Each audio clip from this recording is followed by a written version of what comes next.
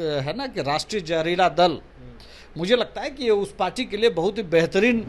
तो दूसरा उम्मीदवार पर उंगली उठाते समय प्रशांत किशोर जी, मुझे लगता है अपने ही उम्मीदवार के एफिडेविट को वो नहीं देखते हैं। अभी मैं आज अखबार में देख रहा था, अभी आपने भी कहा कि माफिया को हराएंगे, ये उनका कहना है। इमामगंज में जितेंद्र पासवान और बेलागंज में मोहम्मद अमजद का एफिडेविट और उपचुनाव के बाद आपको इनको सही जगह बिहार की जनता पहुंचा देगी। मुझे लगता है कि तेजस्वी जी जिस तरह से सत्ता में जब रहते हैं और शराबबंदी को तब बहुत बेहतर बताते हैं, और सत्ता में जब नहीं रहते हैं तो उनको हर जगह शराब दिखती है। जैसे मांझी जी हैं, उनका जो आधार वोट है उसके प्रति एक सम्मान है उस परिवार के प्रति। और इस बार 4-0 का स्ट्राइक रेट होगा और 4-0 से हम बिहार में जो उपचुनाव है उसको हम लोग जीतेंगे। नमस्कार, मैं प्रिंस कुशवाहा, फर्स्ट बिहार झारखंड देख रहे हैं। देखिए, बिहार में इन दिनों उपचुनाव है और लगातार सभी पार्टियां चुनाव में एड़ी चोटी एक की हुई है और लगातार दमखम भर रही है। इस पर बात करें, हमारे साथ आरएलएम के प्रवक्ता हैं राहुल जी। जिस तरह से बिहार में उपचुनाव हो रहे हैं, प्रशांत किशोर भी है, एनडीए भी है, महागठबंधन भी है, क्या लग रहा है? उपेंद्र कुशवाहा यात्रा भी कर रहे हैं उस इलाके में, क्या लग रहा है जिस तरह से गोलबंद कर पाएंगे कि लोकसभा चुनाव में कुछ अलग ही इम्पैक्ट पड़ा? देखिए प्रिंस जी, पहले भी कई अवसरों पर हम ये बात कह चुके हैं, मैं फिर आपके माध्यम से कह रहा हूँ। हमारी पार्टी राष्ट्रीय लोक मोर्चा और हमारे नेता माननीय उपेंद्र कुशवाहा जी एनडीए को मजबूत करने के लिए लगातार प्रयास कर रहे हैं। और उसी प्रयास के तहत आपको याद होगा कि उन्होंने बिहार में पहले चरण की जो यात्रा की और अब तीसरे चरण में है। और तीसरे चरण में जिन क्षेत्रों में वो यात्रा कर रहा है वो बेलागंज और गया और जहानाबाद और भभुआ और बक्सर का इलाका है, जहाँ पे 3 प्रमुख क्षेत्र इमामगंज, बेलागंज और रामगढ़ का चुनाव है। तो जाहिर सी बात है कि हमारी पार्टी ने अपनी भूमिका तय की है कि एनडीए को बहुत मजबूती से उसको बल देना है, उसको जिताना है। और निश्चित तौर पर हम लोग बहुत ही भरोसेमंद हैं कि जो कुछ भी लोकसभा चुनाव के अंदर हुआ उससे एनडीए ने सीखा है, हम लोगों ने सीखा है, और हमारे कार्यकर्ताओं को भी ये एहसास है कि एनडीए मजबूत हो और उसी मजबूती में हमारी मजबूती है। और इस बार 4-0 का स्ट्राइक रेट होगा और 4-0 से हम बिहार में जो उपचुनाव है उसको हम लोग जीतेंगे। आप कह रहे हैं 4-0 का स्ट्राइक होगा, लेकिन प्रशांत किशोर भी चुनाव में है, कह रहे हैं कि इस बार हम माफियाओं को हराएंगे।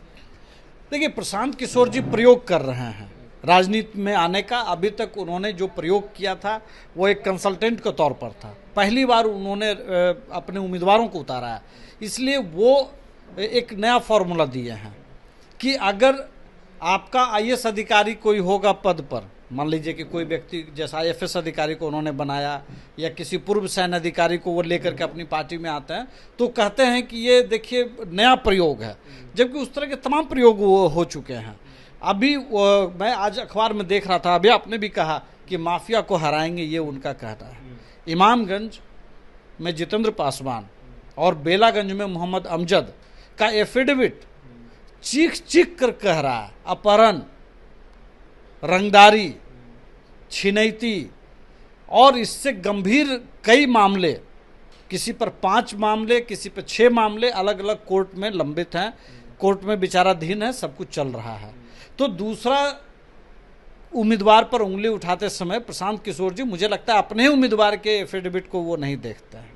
जनता के बीच जिन शब्दों को लेकर के वो जा रहे हैं, मुझे लगता है कि उन शब्दों पर ही उनको काम करने की ज़रूरत है। वो कहते क्या है, करते क्या है, और हर चीज़ को ये प्रयोग बताते हैं।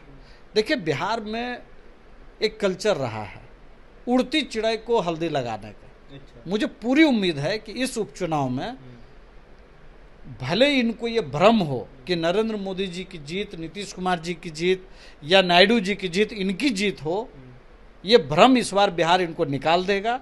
और जिस तरह से उम्मीदवारों के चयन में भी आपने देखा होगा, जिस तरह से उम्मीदवारों को लेकर के इतना कन्फ्यूजन और तरारी में, तो स्थिति ये हो गई कि एक सामान्य सबक है प्रिंस जी कि चुनाव जिनको लड़ना है उनकी उम्र न्यूनतम 25 साल और वोटर लिस्ट में नाम होना चाहिए। आप बताइए, एक ऐसे व्यक्ति को आपने पहले उम्मीदवार घोषित किया जिसका वोटर लिस्ट में नाम ही नहीं था। आपने बेलागंज में किसी को उम्मीदवार बनाया, फिर आपने उम्मीदवार बदला, ठीक है, आप उसको प्रयोग बता रहे हैं। देखिए, आप पर आपके ही उम्मीदवारों को भरोसा नहीं है। इससे ज़्यादा मुझे कुछ कहने की ज़रूरत नहीं है। और उपचुनाव के बाद आपको इनको सही जगह बिहार की जनता पहुंचा देगी। आप कह रहे हैं, जिस चीज़ का जिक्र कर रहे हैं कि वोटर लिस्ट में नाम नहीं है, वो कह रहे हैं कि देश का जो सबसे बड़ा पार्टी है कांग्रेस, उससे भी ये गलती हुई थी, उसने भी अपनी गलती सुधारी, तो ये तो मिस्टेक है, कोई बड़ा इशू है नहीं। नहीं, इशू नहीं कैसे है, वोटर लिस्ट में नाम होना अनिवार्य है। आप अगर एक विधानसभा चुनाव में लड़ रहे हैं, जिस राज्य के विधानसभा में, वहाँ के वोटर लिस्ट में किसी विधानसभा में आपका नाम हो, आप कहीं लड़ सकते हैं। लेकिन लोकसभा चुनाव में आप देश के किसी भी वोटर लिस्ट में आपका नाम है, किसी भी राज्य के, आप लड़ सकते हैं। आप राज्यसभा में कहीं भी लड़ सकते हैं। विधान परिषद अगर आपको लड़ना है तो आपको उस राज्य के विधान परिषद में, अगर आपको लड़ना है जिस राज्य में, वहाँ के वोटर लिस्ट में आपका नाम होना चाहिए। ये तो नियम है। तारिक अनवर जी एक बार एमएलसी होते होते रह गए थे बिहार से, इसी नियम की वजह से। वो दिल्ली में उनका नाम था। तो इतना बुनियादी बात अगर नहीं जानते हैं, जो अपने आप को बताते हैं कि भाई हम मोदी जी को बनाया, हम नीतीश जी को बना रहे, आप क्या बनाएंगे? वो तो पहले से मुख्यमंत्री थे। आपने सिर्फ उनके प्रचार प्रसार का जिम्मा लिया, एक एजेंसी के तौर पर, एक कंसल्टेंट के तौर पर। और ये भ्रम में जो आ गए हैं और ये जनता के बीच एक भ्रम फैला रहे हैं। बिहार में एनडीए नीतीश कुमार जी के नेतृत्व में, सम्राट चौधरी जी के नेतृत्व में, उपेंद्र कुशवाहा जी के नेतृत्व में, चिराग पासवान जी के नेतृत्व में, मांझी जी के नेतृत्व में बहुत ही बुनियादी तरीके से काम कर रही है, डेवलपमेंट के हर पैमाने पर। और दूसरी बात, हम ये कहते हैं अगर बिहार के अंदर के 4-0 से हम चुनाव जीतेंगे, तो इसकी एक वजह भी है। हमारे बीच में जो समन्वय है, उसको आप देखिए मॉनिटरिंग किस लेवल पर है। आने वाले 1-2 दिन में आप देखेंगे एनडीए की बैठक होने वाली है, जिसमें जो भी घटक दल हैं, उससे सभी दलों से 10 लोग, जो प्रमुख साथी जिनको ये जिम्मेवारी दी गई है, उन सब लोग की बैठेंगे नीतीश कुमार जी के नेतृत्व में, और एक एक बिंदु पर चर्चा होगी, हर किसी की जिम्मेवारी तय होगी। और जब हम लोग इतने बेहतर समन्वय से चुनाव लड़ेंगे, तो जाहिर सी बात है कि जो चूक हम लोग लोकसभा चुनाव में किए, वो चूक नहीं करेंगे। मैंने यही कहा ना कि एनडीए की खासियत है, हम अगर कोई नियम लागू करते हैं, चाहे बिहार में कोई व्यवस्था लागू करते हैं, अगर हमें लगता है कि वहाँ पे कुछ खामी है, तो हम स्वेच्छा से उसको स्वीकार करते हैं और उसकी कमियों पर काम करते हैं। और एनडीए अगर पिछले 20 साल से अलग अलग 1-2 काल को छोड़ा जाए, तो लंबे समय से अगर बिहार में और केंद्र की राजनीति में मजबूती से है, उसकी वजह यह है कि हम ऑटो करेक्ट करते हैं, हम अपने को सुधारते हैं। आप कह रहे हैं कि अपने को हम सुधारते हैं, लेकिन अब महागठबंधन हो या प्रशांत किशोर के द्वारा आरोप लग रहे हैं, जीतन राम मांझी जिस तरह से अपने बहू दीपा मांझी को टिकट दिए हैं, चुनाव लड़वा रहे हैं, कह रहे कि प्राइवेट लिमिटेड कंपनी चल रहा है एनडीए में। देखिए, इसका कोई मतलब नहीं होता है, बहुत सारी चीज़ें होती हैं। आप देखिएगा कि एक खास समाज, एक खास वर्ग, एक खास क्षेत्र का एक प्रभाव होता है। जैसे मांझी जी हैं, उनका जो आधार वोट है, उसके प्रति एक सम्मान है, उस परिवार के प्रति। जैसे लालू जी भी हैं, तो लालू जी के प्रति भी एक सम्मान है। रामविलास जी हैं, उनके प्रति उनके जो आधार वोट है, उनका सम्मान है। राहुल गांधी जी भी है। इसलिए अब ये कोई विषय नहीं रह गया है, इसलिए मैं इस पर कोई बहुत टिप्पणी नहीं करूँगा। क्या लग रहा है कि जिस तरह से जीतन राम मांझी ने टिकट दिया है, तो क्या लग रहा है कि उसी तरह से, इसी फॉर्मेट पे, इसी परिवारवाद पे टिकट मिलना चाहिए, या लोगों की काबिलियत देख के मिलनी चाहिए कार्यकर्ताओं की, आम कार्यकर्ताओं की? नहीं, ऐसा थोड़ी ना है कि मांझी जी की पार्टी में किसी कार्यकर्ता को विधायक नहीं बनाया गया। हमारे एक को छोड़ के किसी एक को कैसे, किसको बनाया गया? सिकंदरा से एक विधायक है उनके, एक अत्री या कहीं से संभवतः गया में भी एक विधायक है, अनिल कुमार, या क्या नाम है। इसलिए ये कहना, अभी जैसे चिराग पासवान जी हैं, तो चिराग जी के पार्टी में 3 ऐसे सांसद हैं जो उनके परिवार से नहीं हैं। तो ऐसी क्या बात हो गई? ऐसी कोई बात नहीं है। अगर लालू जी भी अलग अलग लोगों को दे रहे हैं टिकट, तो क्या वो सिर्फ लालू परिवार चुनाव लड़ रहा है? ऐसा तो नहीं है ना। अगर नरेंद्र मोदी जी चुनाव लड़ रहे हैं, तो क्या नरेंद्र मोदी जी का परिवार के लोग सिर्फ हैं? देखिए, ये कोई विषय नहीं है। जनता का मैंडेट जिसके साथ होगा, जनता जिसको चुनेगी, वो महत्वपूर्ण विषय है। जनता के बीच जो काम करेगा, जनता की भावनाओं के साथ जो रहेगा, जनता के बीच में जिनका आना जाना रहेगा सुख दुख में, उसको जनता प्रेम देती है। जीतन राम मांझी एक बयान दे रहे हैं कि तेजस्वी यादव शराब माफिया हैं, शराब पीते हैं। कैसे देख रहे हैं इस बयान?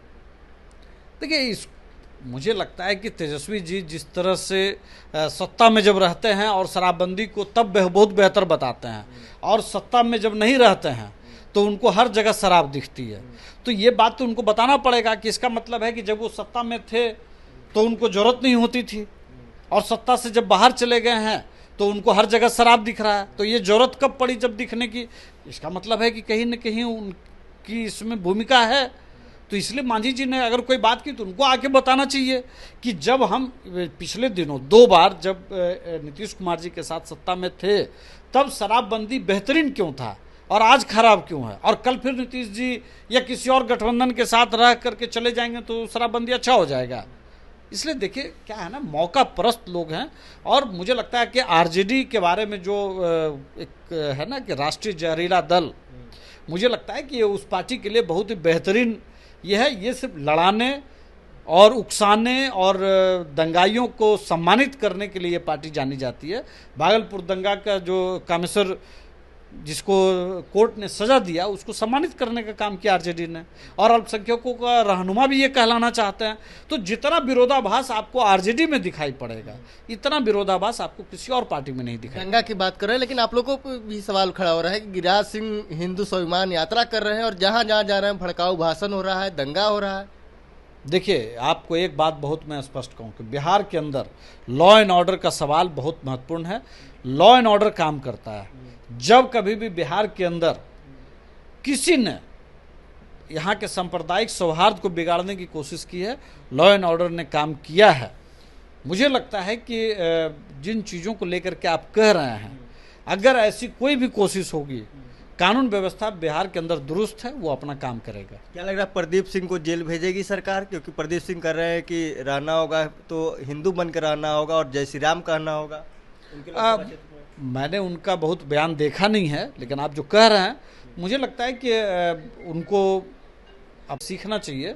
और जिस तरह से सांप्रदायिक सौहार्द की बात, अल्पसंख्यकों के विकास की बात, पसमानदा मुसलमानों के विकास की बात, और आप देखेंगे मोदी जी का कि विदेश नीति में भी जिस तरह से वो पाकिस्तान से लेकर के गल्फ तक, सऊदीया हो या ईरान हो या कई इस्लामिक कंट्रीज़ के साथ भी उनके जिस तरह से रिश्ते रहे हैं, मुझे लगता है कि उनको अपने प्रधानमंत्री नरेंद्र मोदी जी से सीखना चाहिए। बिहार में आपकी सरकार जेल भेजेगी उनको? नहीं, अगर कोई केस दर्ज हुआ होगा तो कानून अपना काम करेगा। कोर्ट के ऊपर कोई दबाव नहीं है, कोर्ट बयान काम करेगा। नहीं, मुझे लगता है कि संवैधानिक तौर पर ये उचित नहीं है। और वो एक सांसद भी हैं, सांसद प्रतिनिधि के तौर पर उनको इन चीज़ों से बचना चाहिए। तो आपने देखा आरएलएम के प्रवक्ता राहुल जी थे, उन्होंने साफ तौर पे कहा है कि देखिए जिस तरह से प्रदीप सिंह बयान दे रहे हैं उनको इस तरह से बयान से बचना चाहिए, प्रधानमंत्री से सीख लेनी चाहिए। वही बिहार में उपचुनाव हो रहा है, प्रशांत किशोर महागठबंधन एनडीए तमाम जो पार्टियां हैं दमखम भर रही है, 4 सीटों पे उपचुनाव है और ऐसे में लगातार उपेंद्र कुशवाहा यात्रा पर भी है और यात्रा उसी क्षेत्र में हो रहा है जिस क्षेत्र में चुनाव भी होना है। देखना होगा क्या इम्पैक्ट रहता है। बहरहाल खबर इतना ही, इसी तरह तमाम खबर बने रहे। आप फर्स्ट बिहार झारखंड देख रहे हैं। 26 वर्षों में 17,000 से अधिक डॉक्टर बना चुका बिहार एवं झारखंड के छात्रों के बीच विश्वसनीय संस्थान गोल। 26 वर्षों में 17,000 से अधिक डॉक्टर बना चुका बिहार एवं झारखंड के छात्रों एवं अभिभावकों के बीच सर्वाधिक विश्वसनीय एवं लोकप्रिय संस्थान गोल, नेशंस लीडिंग इंस्टीट्यूट। हमारा विश्वास गोल के साथ। भारतीय जनता पार्टी का सदस्य बनने के लिए 8800002024 पर मिस्ड कॉल करें। निवेदक भारतीय जनता पार्टी बिहार।